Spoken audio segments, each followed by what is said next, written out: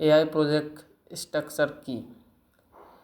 AI project structure মানে হলো একটা এআই প্রজেক্ট কিভাবে সাজানো হয়। শুরু থেকে শেষ পর্যন্ত প্রজেক্টের সব স্টেপ, ডাটা, মডেল, কোড সব কিছু একটা অর্গানাইজড ওয়েতে রাখা হয় যাতে কাজটা সহজ হয়। Main part of project. একটা এআই প্রজেক্ট এর 4টে অংশ।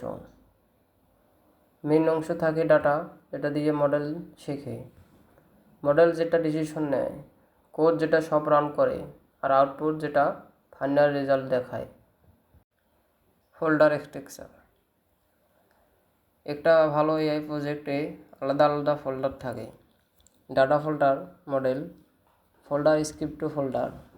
এতে প্রজেক্ট ক্লিয়ার থাকে না এবং অন্য কেউ দেখলেও সহজে বুঝতে পারে। Data preparation.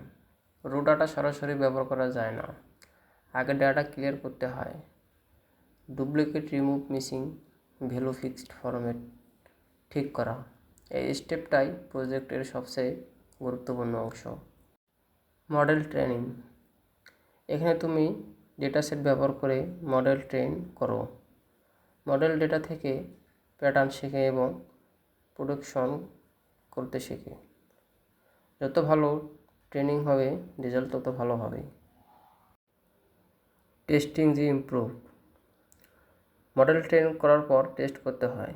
যত অ্যাকুরেট কাজ করে, যদি রেজাল্ট ভালো না হয় তাহলে মডেল ইমপ্রুভ করতে হয়। এই স্টেপ ছাড়া প্রজেক্ট কমপ্লিট হয় না। Deploy and use. শেষে মডেল রেডি হলে সেটা ইউজ করা হয় ওয়েবসাইট, অ্যাপ বা সিস্টেমে। এই স্টোর তোমার project real life problem solve করতে শুরু করে।